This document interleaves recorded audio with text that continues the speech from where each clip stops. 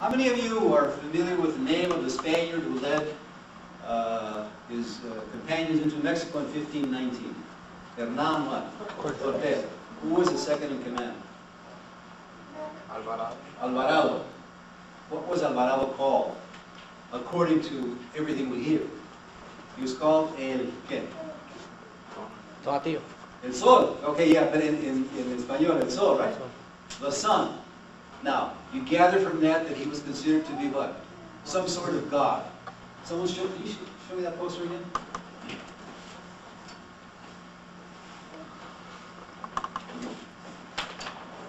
Here we go. This is Spielberg's. Where's the...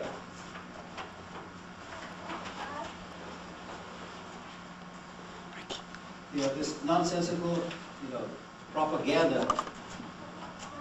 Julio and Miguel arrived in the city of gold and are mistaken for gods, right? Proof.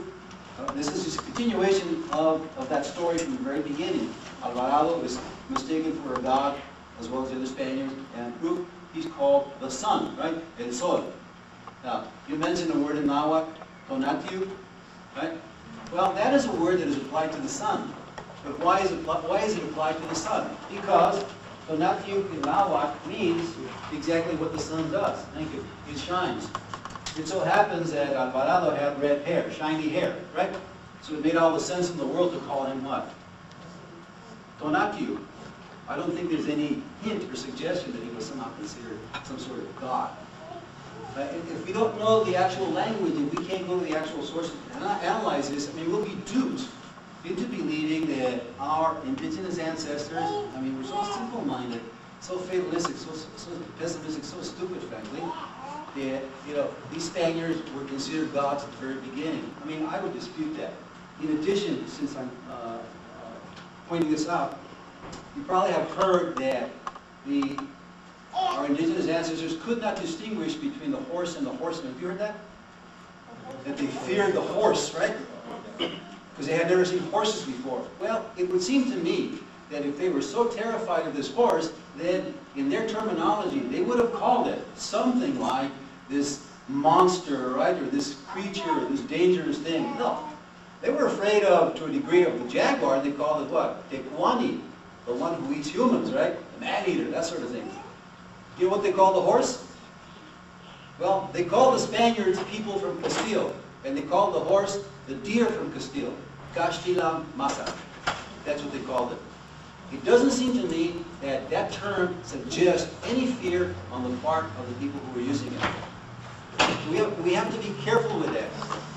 And one way, the way to avoid being duped by that is by studying the Nahuatl language. All right? Another reason for studying the Nahuatl language. And again, what I'm saying regarding the Nahuatl language applies to other indigenous languages as well.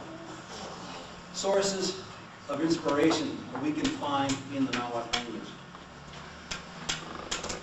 It not only helps us understand the present historical circumstance, it not only helps us understand these documents, but in addition, the ideas implicit in the language can serve as a source of inspiration.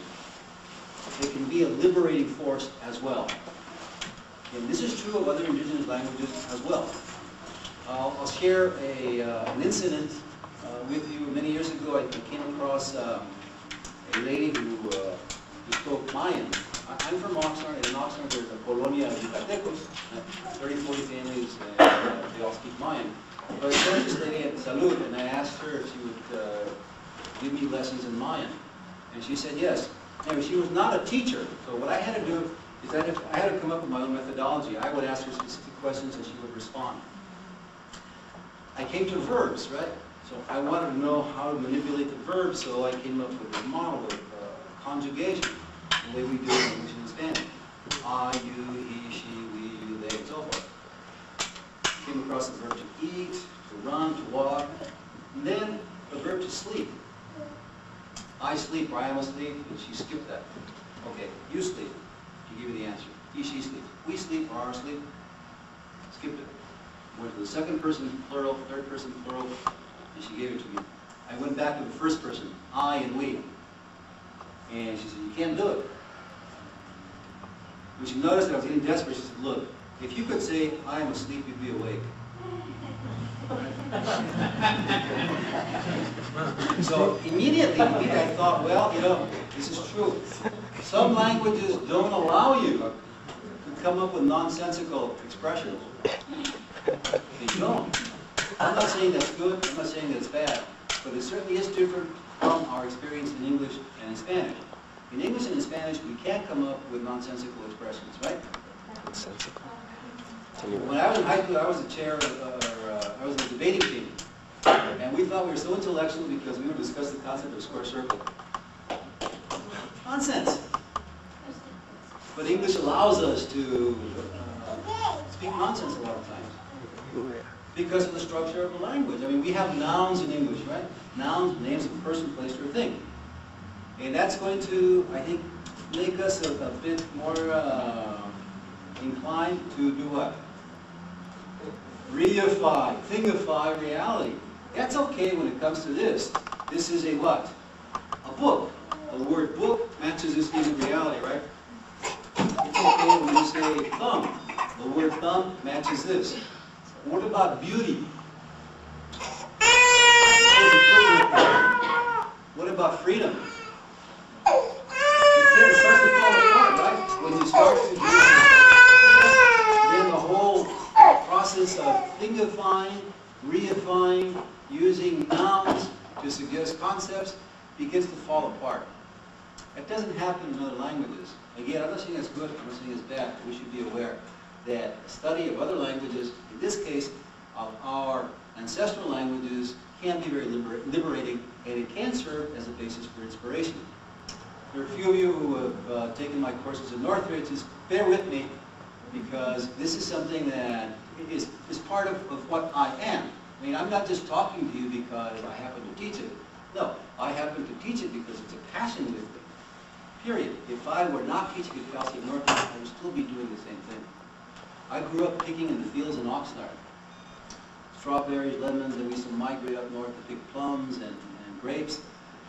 If I had remained a farm worker all my life, I think I'd still be studying Nahuatl and still be doing this, because it's a passion. It's very important. Source of inspiration. I had studied, by the way, before I studied Nahuatl, I had studied classical Latin and classical Greek. But I had never come across the inspiration I came across when on my own.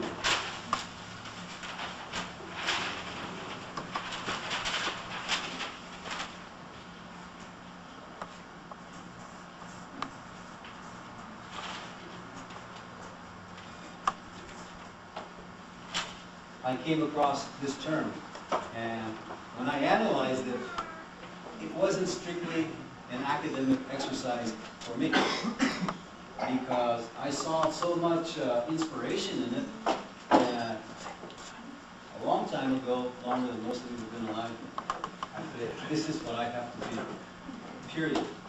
This makes all the sense in the world to me. This is one who causes or enables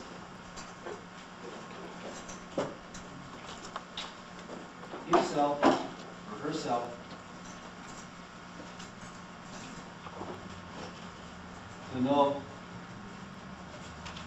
or to learn. How would you translate this word into English or Spanish? It happens to be the equivalent of what we call in Spanish alumno, alumna, estudiante, or in English, student.